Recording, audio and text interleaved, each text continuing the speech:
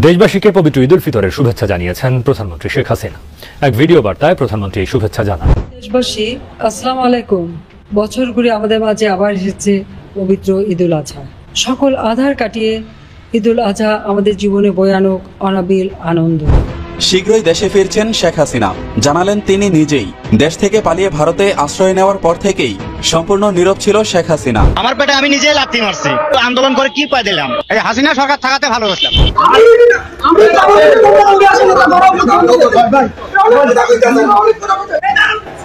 সব সালারা বাটপার, নিষিদ্ধ করার কোন পরিকল্পনা এই সরকারের নাই। বাংলাদেশ অত্যন্ত একটা সংকটপূর্ণ অবস্থানে দাঁড়িয়ে আছে।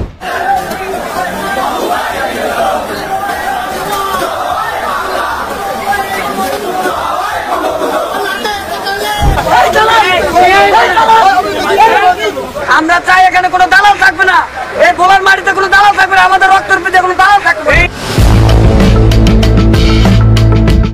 জাতীয় নাগরিক পার্টির নেতারা একের পর এক গণদোলায় কাঁদছে। সংখ্যায় 5% হলেও মাঠে থাকতে চাই সার্জিস আলম। আমি বলি সংখ্যাটা কমায় বলছি 5%, এটা আরো বেশি হবে। এতদিন একটা দল বলছে, এখন বলছি 5%। নাম জানতে চাইছেন না ভাই, কিছুদিন পর নাম বলে দিব। কিন্তু এই কথা বলে তারা যে মোটেও করাপ্টেড হয় নাই, এইটা কিন্তু কোনো সঠিক কথা না। এদিকে ঈদ আসলেও সাধারণ মানুষের কাছে ঈদের আনন্দ নেই।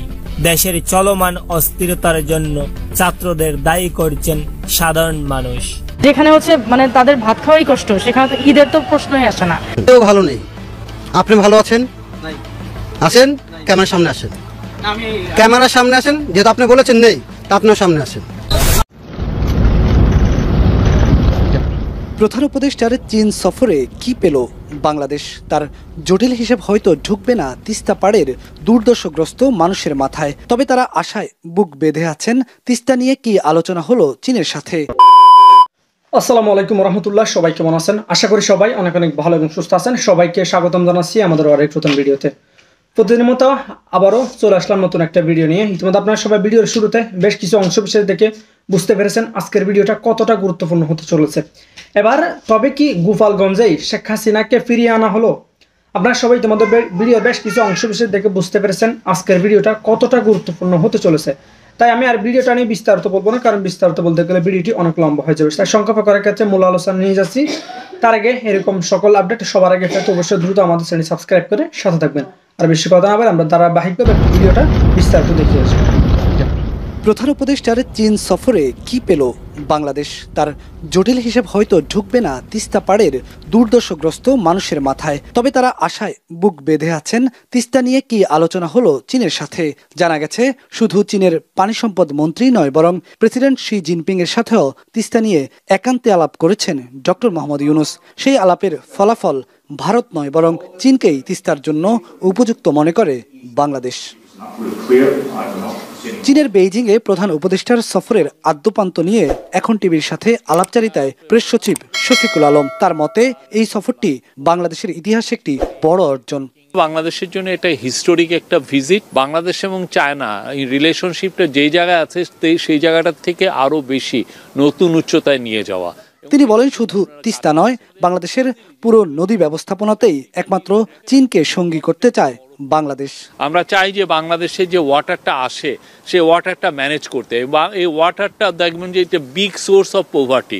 তিস্তায় আমাদের একসময় কোনো পানিই থাকে না, আবার একসময় এত পানি আসে যে বন্যা হয়। তো এটাকে কিভাবে ম্যানেজ করতে হবে, চায়নার এই সিস্টেম, এই ম্যানেজমেন্টটা চায়না জানে। প্রেস সচিবের বক্তব্যে অনেকটা পরিষ্কার, যে কোনো ফরম্যাটে তিস্তায় চীন বাংলাদেশের একটি অবিস্মরণীয় অধ্যায় শুরু হতে যাচ্ছে। প্রফেসর ইউনূস তাদের কাছ থেকে এক ধরনের কারিগরি সহায়তা চেয়েছেন। তাদেরকে বলেছেন তোমরা আমাদেরকে হেল্প করো, আমরা একটা বড় মাস্টার প্ল্যান করতে চাই যাতে ফ্লাডটা আমরা কন্ট্রোল করতে পারি।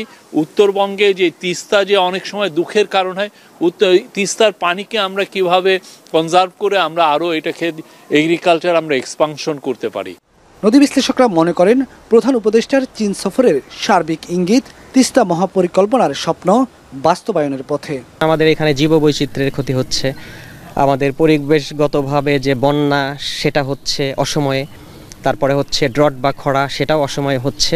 আমরা স্বপ্ন দেখতে পাচ্ছি যে তিস্তা মহাপরিকল্পনা যেভাবে এগিয়ে যাচ্ছে, এটা যদি ঠিকমতো আমরা পরিকল্পনাটাকে বাস্তবায়ন করতে পারি তাহলে আমাদের উত্তরবঙ্গ তথা গোটা বাংলাদেশটা রক্ষা পাবে। আন্তর্জাতিক সম্পর্ক বিশ্লেষকদের মতে বাংলাদেশের নদী ব্যবস্থাপনায় চীনের কাছে 50 বছরের যে মাস্টার প্ল্যান চেয়েছেন প্রধান উপদেষ্টা, তাতে তিস্তাই সর্বাধিক গুরুত্ব পাচ্ছে। প্রধান উপদেষ্টার চীন সফরের সংবাদ সংগ্রহ শেষে টিম এখন ফিরছে বাংলাদেশে। যদিও একদিন আগেই ডক্টর মোহাম্মদ ইউনূস দেশে গিয়ে পৌঁছে গেছেন।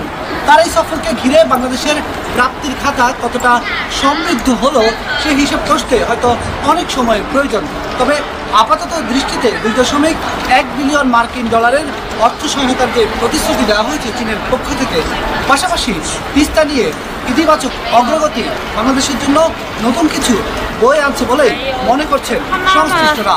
তবে দেখার বিষয়, প্রধান উপদেষ্টা যে চীনের কাছে নদী ব্যবস্থাপনা নিয়ে মাস্টার প্ল্যান চেয়েছেন এবং চীনের যে প্রস্তাবিত তিস্তা মহাপরিকল্পনা তা কতটা সমন্বয় হয় সেটি সময় বলে দেবে। বেজিং আন্তর্জাতিক বিমানবন্দর থেকে বেলায়েত হোসাইন, এখন চীন। মোহাম্মদ ইউনূসের মতো একজন ব্যক্তিত্বকে 5 বছরের জন্য বাংলাদেশের একটি নির্বাচিত সরকারের প্রধানমন্ত্রী হিসেবে পাওয়ার আকাঙ্ক্ষা আমার আজীবন থাকবে। ইউনূসকে প্রধানমন্ত্রী হিসেবে দেখতে চেয়ে পোস্ট করলেন এনসিপি নেতা সার্জিস। তার এই পোস্ট দেখে অনেকেই অবাক, হঠাৎ করে কি হলো যে এই ধরনের পোস্ট করতে হলো এই ছাত্র আন্দোলনের নেতাকে। বাংলাদেশে আত্মপ্রকাশ ঘটেছে নতুন রাজনৈতিক দল জাতীয় নাগরিক পার্টির। বৈষম্য বিরোধী ছাত্র আন্দোলন এবং জাতীয় নাগরিক কমিটির যৌথ উদ্যোগে রাজনীতির ময়দানে নাম লিখিয়েছে এই নতুন দল। সেই নতুন দলে সার্জিস আলমকে মুখ্য সংগঠক পদে চূড়ান্ত করা হয়। হাসিনাকে গদিচ্যুত করেন নাহিদ এবং তার সঙ্গে ছিলেন সার্জিস আলমের মতন একাধিক ছাত্রনেতা। তারাই কিন্তু মোহাম্মদ ইউনূসকে ক্ষমতায় এনেছেন। অন্তর্বর্তী সরকার গঠনের পর এই ছাত্রনেতাদের অনেকেই বিভিন্ন মন্ত্রকের উপদেষ্টা হন, কিন্তু সেখান থেকে পদত্যাগ করে তারা নতুন দল তৈরি করেন। নতুন দলের আহ্বায়ক বা নেতা নাহিদ ইসলাম আহ্বায়কের দায়িত্ব নেওয়ার জন্য গত মঙ্গলবার অন্তর্বর্তী সরকারের উপদেষ্টা পরিষদ থেকে পদত্যাগ করেন তিনি। এরপর 29শে মার্চ শনিবার বেলা 11টায় নিজের ফেসবুকে একটি পোস্ট করলেন সার্জিস আলম। সেই পোস্টটা ছিল মোহাম্মদ ইউনূসকে নিয়ে। তিনি সেখানে লিখেছেন যে ইউনূসের মতন একজন ব্যক্তিত্বকে 5 বছরের জন্য বাংলাদেশের একটি নির্বাচিত সরকারের প্রধানমন্ত্রী হিসেবে পাওয়ার জন্য আকাঙ্ক্ষা থাকবে আমার আজীবন। আর যাকে কেন্দ্র করে প্রশ্ন দানা বাঁধছে। প্রসঙ্গত, গত শুক্রবার রাতে ঢাকায় জরুরি সংবাদ সম্মেলন করেন জাতীয় নাগরিক পার্টির আহ্বায়ক নাহিদ ইসলাম। সাংবাদিক সম্মেলনে নাহিদ ইসলাম বলেন যে একটা রাজনৈতিক দল কার্যক্রম করতে পারবে কিনা এটা রাজনৈতিক সিদ্ধান্ত হওয়া উচিত। এই সিদ্ধান্ত নেওয়ার এখতিয়ার কেবল সরকার, রাজনৈতিক দল এবং জনগণের রয়েছে। সেখানে সেনাবাহিনী বা রাষ্ট্রীয় কোনো প্রতিষ্ঠান এই বিষয়ে কোনো মন্তব্য জানানোর এখতিয়ার পায় না। কি বলেছিলেন নাহিদ, শুনুন। বিচার চলাকালীন আওয়ামী লীগের নিবন্ধন বাতিল করতে হবে এবং এই মাফিয়া গোষ্ঠীর রাজনীতিতে ফেরানোর যে কোনো প্রচেষ্টাকে এনসিপি প্রতিহত করার অঙ্গীকার ব্যক্ত করছে। একটি রাজনৈতিক দল কার্যক্রম করতে পারবে কি পারবে না, এটি সম্পূর্ণই একটি রাজনৈতিক সিদ্ধান্ত এবং এই সিদ্ধান্ত নেওয়ার এখতিয়ার কেবল মাত্র সরকার, রাজনৈতিক দলগুলো, বিদ্যমান রাজনৈতিক দলগুলো এবং জনগণের রয়েছে। সেখানে সেনাবাহিনী কিংবা রাষ্ট্রীয় এমন কোনো প্রতিষ্ঠান তাদের আসলে এই বিষয়ে কোনো ধরনের মন্তব্য, পরিকল্পনা বা সিদ্ধান্ত প্রস্তাবনা দেওয়ার কোনো ধরনের এখতিয়ার নেই। আমরা 71 গণবিচার নিয়ে আসলে সেই বিচারটা নিষ্পন্ন করতে পারি নাই, সমাধান করতে পারি নাই রাজনৈতিক প্রশ্নগুলো। সেটি যাতে তার পুনরাবৃত্তি না হয় এই কারণে কিন্তু আওয়ামী লীগের বিচার নিয়ে আমরা স্ট্রিক্ট এবং এই বিচারটা আমরা নিষ্পন্ন দেখতে চাই। তবে রাজনৈতিকভাবে এই মুহূর্তে বাংলাদেশের সবচেয়ে গুরুত্বপূর্ণ কনসার্নের জায়গাটা হচ্ছে আওয়ামী লীগ। ফলে আওয়ামী লীগের বিচার এবং আওয়ামী লীগের যে নিবন্ধন বাতিল সহ তাকে রাজনৈতিক এবং সাংগঠনিকভাবে কার্যক্রম থেকে বিরত রাখার বিষয়ে সরকার এবং সকল রাজনৈতিক ফ্যাসিবাদ বিরোধী রাজনৈতিক পক্ষগুলোকে আমরা একত্রিত হওয়ার আহ্বান জানাচ্ছি। বাংলাদেশের বর্তমান আইন শৃঙ্খলা পরিস্থিতিতে নির্বাচনের আয়োজন সম্ভব নয় বলে মনে করছেন এই নাহিদ ইসলাম। নাহিদ মোহাম্মদ ইউনূসের অন্তর্বর্তী সরকারের উপদেষ্টা পদে বেশ জনপ্রিয় ছিলেন। তিনি ইস্তফা দেওয়ার পর এই পার্টির দায়িত্ব নিয়েছেন। তারপর থেকে বাংলাদেশের রণনীতি পাল্টে গিয়েছে। নাহিদ বলেছেন যে গত 7 মাসে আমরা মনে করেছিলাম যে স্বল্পমেয়াদী সংস্কারের মাধ্যমে পুলিশি ব্যবস্থা এবং আইন শৃঙ্খলা পরিস্থিতি স্বাভাবিক অবস্থায় ফেরানো যাবে। কিছু পর্যায়ে তা হয়েছে, তবে আমাদের প্রত্যাশা মতো সেটি হয়নি। কি বলেছিলেন নাহিদ, শুনুন।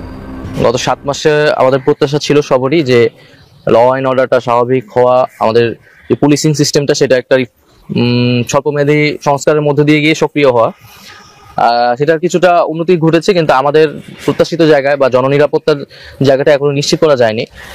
এই এখন যে ল অ্যান্ড অর্ডার সিস্টেম বা পুলিশিং ব্যবস্থা, ঠিক এই অবস্থায় কিন্তু আসলে একটা জাতীয় নির্বাচন সম্ভব নয় বাংলাদেশে, আমি মনে করি। আওয়ামী লীগ ইতিহাসে বারবার গণতন্ত্রকে ফ্যাসিজম বাকশাল কায়েম করেছে, বাংলাদেশে তাদেরকে আর তৃতীয়বার সুযোগ দেওয়া উচিত নয়, যেহেতু গণতন্ত্রের যে কোর প্রিন্সিপাল গুলো সেটার সাথেই তারা আসলে একমত নয়। তারা একটা সন্ত্রাসী সংগঠনে পরিণত হয়েছে, ফ্যাসিস্ট সংগঠনে পরিণত হয়েছে। আমরা ধর্মের জায়গায় আমরা বলতেছি যে বাংলাদেশের যেই মেজরিটি মানুষের ধর্ম ইসলাম, সেই ইসলাম ধর্মের যেই ইতিবাচক আদর্শটা রয়েছে, তার যে সাম্য এবং ইনসাফের কথা রয়েছে, সম্প্রীতির কথা রয়েছে, সেই মূল্যবোধকে আমরা ধারণ করি। প্রথমত এই গোটা ঘটনা থেকে একটা বিষয় পরিষ্কার যে ইউনূসও চায় না যে দ্রুত ভোট হোক। তাহলে কি এই নতুন দলও পরোক্ষভাবে ইউনূসকেই মত দিচ্ছে? এই প্রশ্ন বারবার ঘোরাফেরা করছে। নাহিদ এই প্রথম নয়, আগেও বলেছেন যে এখনই ভোট নয়, মানে তারাও ভোট চান না। তাহলে আওয়ামী লীগকে সরাতেই কি এই দলকে ব্যবহার করতে নতুন রাজনৈতিক খেলায় নেমে পড়েছেন ইউনূস? এর আগে কি বলেছিলেন নাহিদ ইসলাম, শুনুন।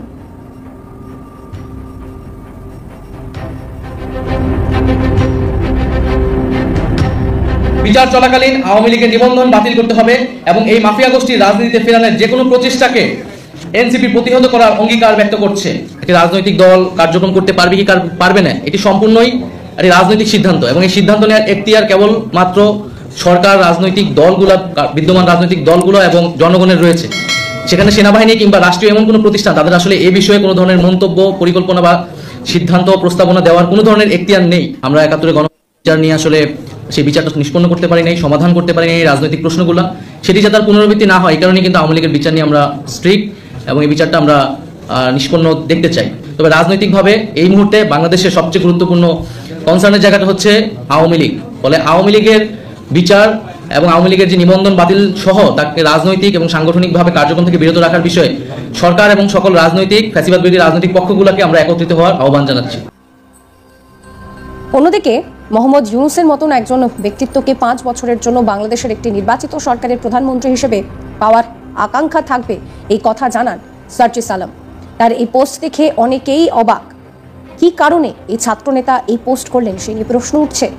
বাংলাদেশে আত্মপ্রকাশ ঘটেছে নতুন রাজনৈতিক দলের। বৈষম্য বিরোধী ছাত্র আন্দোলন এবং জাতীয় নাগরিক পার্টির যৌথ উদ্যোগে রাজনীতির ময়দানে নাম লিখেছে এই নতুন দল। সেই দলের মুখ্য হচ্ছেন সার্জিস আলম। হাসিনাকে গদিচ্যুত করতে নাহিদ ইসলাম, সার্জিস আলমরা এগিয়ে এসেছিলেন। তারাই কিন্তু মোহাম্মদ ইউনূসকে ক্ষমতায় এনেছিলেন। আর এই পরিস্থিতিতে এবার একটি বড় মন্তব্য করলেন সার্জিস আলম। তিনি বলছেন যে তিনি মোহাম্মদ ইউনূসের মতন একজন ব্যক্তিত্বকে 5 বছরের জন্য বাংলাদেশের একটি নির্বাচিত সরকারের প্রধানমন্ত্রী হিসেবে পেতে চান। ভিডিও সম্পর্কে আপনাদের মতামত জানাবেন। সমস্ত খবরের আপডেটের জন্য চ্যানেলটিকে সাবস্ক্রাইব করবেন, নোটিফিকেশনের জন্য বেল আইকনে ক্লিক করবেন। আমরা হোয়াটসঅ্যাপে রয়েছে, ফলো করবেন আজ তাক বাংলার হোয়াটসঅ্যাপ চ্যানেলও। বর্তমান যে ঈদ এবং গত ঈদ যদি তুলনা করা হয়, কোন ঈদে সাধারণ জনগণ ভালো আছে বলে বা ভালো ছিল বলে আপনি মনে করেন? আগেই ভালো ছিল। এখন কি কি সমস্যা দেখছেন? এখন সব দিকেই সমস্যা, ইনকামও নাই, তারপরে ছিনতাই, রাহাজানি, মারামারি, কাটাকাটি সবকিছু বাইরে আছে। মানে সাধারণ জনগণ আগে ভালো ছিল বলে মনে করেন? ভালো ছিল আমার মনে হয়। আচ্ছা, আপনাকে যদি আরেকটা প্রশ্ন করি, যদি সাধারণ জনগণ আগেই ভালো থাকতো তাহলে সরকার পরিবর্তন হয়ে সাধারণ জনগণ কি লাভ হয়েছে? কোনো সরকার পরিবর্তন করে কোনো লাভ হয় নাই, লস হয়েছে, দেশের ক্ষতি হয়েছে। লাভ কাদের হয়েছে? লাভ যারা আন্দোলন করছে তাদেরই লাভ হয়েছে, তাদের স্বার্থ পূরণ হয়েছে। এখন সাধারণ জনগণ একটু কষ্টে আছে বলে মনে করছে? সাধারণ জনগণ অনেক কষ্টে আছে আমার মতামতে। এই সরকারের কাছে সাধারণ জনগণের চাহিদা কি? এই সরকারের কাছে জনগণের চাহিদা সুষ্ঠু একটা নির্বাচন, দেশটা যাতে ভালোভাবে চলে, ছিনতাই, রাহাজানি এগুলা যেন বন্ধ হয়। এখন থেকে আগে অনেক ভালো ছিলাম। এই যে আগে ভালো ছিলেন এটা বলছেন, দ্রব্যমূল্যের দাম বা কোন কোন বিষয়ে আপনারা ভালো ছিলেন? আগে আওয়ামী লীগ সরকার থাকতে দ্রব্যমূল্য যেরকম বৃদ্ধি হয়েছিল এখনো সেই বৃদ্ধিতেই আছে। এদিকে সবাইকে পবিত্র ঈদের শুভেচ্ছা জানিয়েছে শেখ হাসিনা। এছাড়াও জানা যায় ঈদের পরেই আওয়ামী লীগ রাজপথে সক্রিয় হতে যাচ্ছে। দর্শক, ডক্টর ইউনূসের চীন সফরের পরই একটা গুঞ্জন উঠেছে, আগামীর প্রধানমন্ত্রী নাকি ডক্টর ইউনূস হতে যাচ্ছে। দীর্ঘদিন যাবৎ বিএনপির নেতারা যে কথাগুলো বলছিলেন, এই কথাগুলোর বিপরীতে গতকালকে হঠাৎ করে সার্জিস আলম তিনি যে স্টেটাস দিয়েছেন, পিনাকি দা তিনি যে বক্তব্য দিয়েছেন, দুইটাকে একযোগ করলে আগামী একটা সমীকরণ আমাদের পাশাপাশি বিএনপি নেতারা আরো বেশি দেখতে পাচ্ছেন এবং কি তারা ভয়ও পাচ্ছেন যে আগামী 3 থেকে 4 বছর এই দেশে আদৌ কি ইলেকশন হবে কিনা।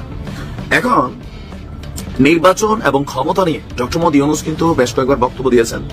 যে ওনার রাজনীতিতে আসার ইচ্ছা নেই, ইভেন তিনি কখনো রাজনীতি করবেন না, তিনি যে দায়িত্ব জনগণ দিয়েছে তাকে তিনি সেটা শেষ করে তিনি তার পুরনো যে কর্মস্থল সেখানে ফিরে যাবেন।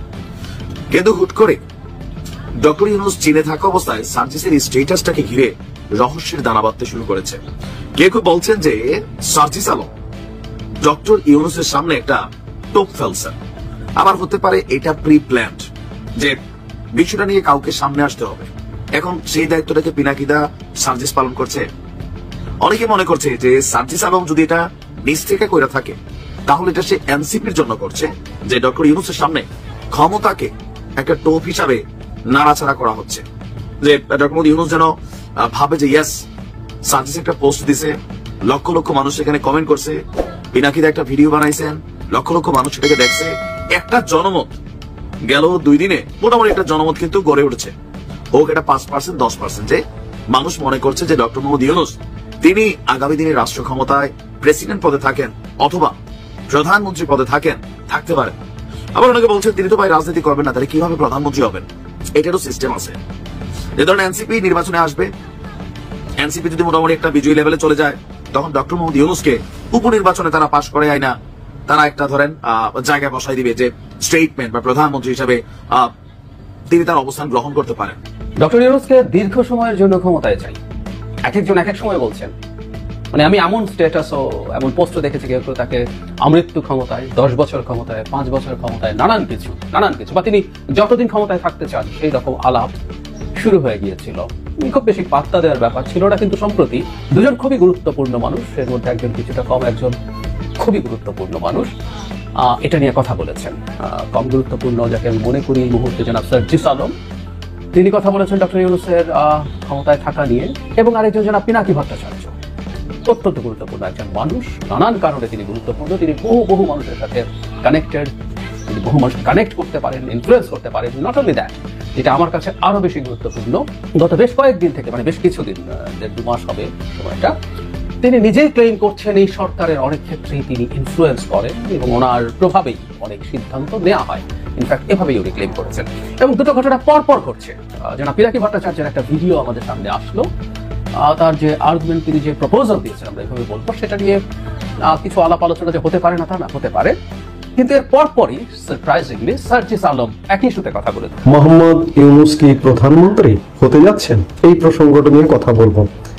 এই প্রসঙ্গটি আউট অফ ডিসকাশন, এই মুহূর্তে বিষয়টি নিয়ে আলাপ করবার কোনো প্রশ্নই আসে না, প্রাসঙ্গিকও ছিল না, কিন্তু এটাকে প্রাসঙ্গিক করে তোলা হলো। গতকালকে জাতীয় নাগরিক পার্টি এনসিপি বা নাপার একজন গুরুত্বপূর্ণ নেতা, মুখ্য সংগঠক উত্তরাঞ্চল সার্জিস আলম তার ফেসবুকে একটি পোস্ট দিয়েছেন। পোস্টটি কেমন দেখুন। প্রফেসর ডক্টর মোহাম্মদ ইউনূসের মতো একজন স্টেটসম্যানকে 5 বছরের জন্য বাংলাদেশের একটি নির্বাচিত সরকারের প্রধানমন্ত্রী হিসেবে পাওয়ার আকাঙ্ক্ষা আমার আজীবন থাকবে। একজন গুরুত্বপূর্ণ নেতা ফেসবুকে এমনটা পোস্ট দিয়েছেন। এই পোস্টের প্রেক্ষিতে আমরা কি বুঝবো? নাপা বা জাতীয় নাগরিক পার্টি বা এনসিপি তাদের দলীয় ফোরামে কি এমনটা আলোচনা হচ্ছে যে তারা তো সবেমাত্র স্টুডেন্ট, কিন্তু তাদের দল সামনে যে বিজয়ী হয়ে আসবে, এসে সরকার গঠন করলে তাদের প্রধানমন্ত্রী কে হবেন, সেই বিষয়টিকে আলোচনার প্রেক্ষিতে এই ফেসবুক পোস্টটি। কারণ তাদের ফেসবুক পোস্ট নিয়ে কয়েকদিন আগে বেশ গোলমাল লেগে গিয়েছিল, বিশেষ করে সেনাবাহিনী নিয়ে আরেকজন মুখ্য সংগঠক দক্ষিণাঞ্চল হাসনাত আব্দুল্লাহ যখন ফেসবুকে একটি পোস্ট দিয়েছিলেন, তখন তাদের নিজেদের মধ্যে অভ্যন্তরীণ একটা বাক বেদনটা দেখা যাচ্ছিল, এবং তাতে বলা হয়েছিল যে দলীয় নির্দেশনা ছাড়া আলাপ এমন হয়েছিল সম্ভবত যে ফেসবুকে কেউ পোস্ট দেবে না। তো প্রিয় দর্শক, ভিডিওটা দেখে আপনাদের কেমন লেগেছে অবশ্যই বিষয়টা নিয়ে আপনার মতামত দ্রুত কমেন্টে জানিয়ে ফেলুন। এখানে আমাদের ব্যক্তিগত কোনো মতামত নেই, আমরা সামাজিক যোগাযোগ মাধ্যম থেকে ভিডিওগুলো সংগ্রহ করে আপনাদের মাঝে বিস্তারিত তুলে ধরার চেষ্টা করি। বাকিটা বিষয়টা আপনাদের মতামত কমেন্টে জানাবেন, এখানে আমাদের ব্যক্তিগত কোনো মতামত নাই। ধন্যবাদ সবাইকে এতক্ষণ সাথে থাকার জন্য, ভিডিওটি শেষ পর্যন্ত দেখার জন্য। ভালো থাকবেন, সুস্থ থাকবেন, দেখাবো না কোনো ভিডিওতে। আল্লাহ হাফেজ।